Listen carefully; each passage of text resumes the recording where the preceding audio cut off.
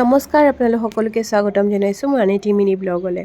ঘৰলৈ অহাৰ পৰাই অকণমান গাটো বেয়া হৈ আছিলে আৰু সেই গতিকে ৰাতিপুৱা ৰ'দটো ল'বলৈ সদায় চেষ্টা কৰোঁ আৰু লগতে বেবীবিলাকৰ কাৰণেও আচলতে ৰাতিপুৱা কোমল ৰ'দটো খুব ভাল।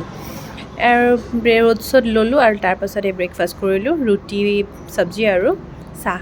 তাৰপিছত দেখিছেনে এইবোৰ জলকীয়া পকি আছে। আচলতে আমাৰ ঘৰত বহুত জলকীয়া গছ আছে আৰু আমাৰ ঘৰৰ মানুহবোৰে ইমান বেছি জ্বলা নাখায়, মায়েতো একেবাৰে খাব নোৱাৰে, কিন্তু মই আকৌ জ্বলা খাই বিৰাট ভাল পাওঁ। ভাবিলোঁ জলকীয়া বোলে পকি সৰি যাব, সেই গতিকে জলকীয়াখিনি ছিঙি লওঁ আৰু আচাৰ বনাম। কথামতে কাম, জলকীয়াখিনি ছিঙি ল'লোঁ আৰু ভালকৈ ধুই ৰ'দতো দিলোঁ।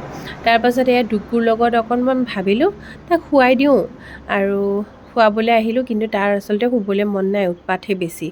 ঘৰলৈ আহিলে সি আচলতে বেছি মুকলি পায় যে, সেইকাৰণে ইয়াত মানে শুৱাতকৈ সি খেলাৰ ধান্দা বেছি।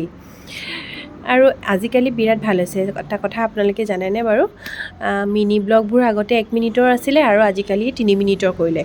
সেই গতিকে মিনি ব্লগবোৰ ভালকৈ দেখুৱাব পাৰি। আগতে 1 মিনিটৰ ভিতৰত কি দেখুৱাম কি নেদেখুৱাম, আমাৰ কথাবোৰ ক'লেও আৰম্ভ কৰিলে শেষেই হৈ যায়, কথাবোৰ সম্পূৰ্ণ নহয়েই।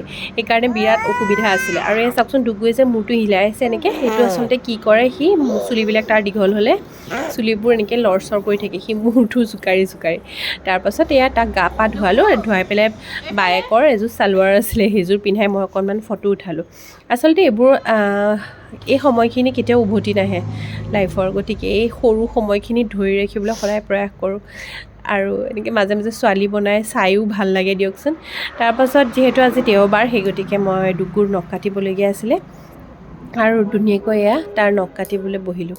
সি আকৌ নখ চখ কাটিবলৈ বৰ ধুনীয়াকৈ দিয়ে, অসুবিধা নকৰে। চাওকচোন ধুনীয়াকৈ পাতি দিয়ে, বহি পেলাই সিও মানে চাই থাকে কি কৰিছোঁ কি নাই কৰা। আৰু সেই গতিকে মই আজিলৈকে তাক শুই থাকোঁতে নখ কাটি পোৱাই নাই। সৰুৰ পৰাই আচলতে যেনেধৰণে অভ্যাস কৰা যায়, বেবীবোৰো আচলতে তেনেকেই ডাঙৰ হয় বুলি মই ভাবোঁ। কাৰণ মই তাক যেনেধৰণে ভাজ দিছোঁ সেই ভাজতে সি ডাঙৰ হৈছে। শুই থাকোঁতে মই নখ কাটি পোৱাও নাছিলোঁ আগতে, সেই গতিকে এতিয়াও সি ধুনীয়াকৈ দিয়ে।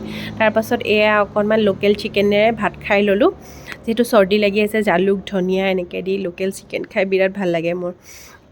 খাই ল'লোঁ ধুনীয়াকৈ আৰু তাৰপাছত আবেলি সময়ত তাক অকণমান আগফালে এনেকৈ চাইকেল চলাই দিলোঁ। আচলতে বেবীবোৰৰ যিমান মুকলি পৰিৱেশত ৰখা যায় সিমানেই সিহঁতে এনজয় কৰে। আৰু আজি মিনি ব্লগটো ইমানখিনিতে সামৰণি মাৰিছোঁ।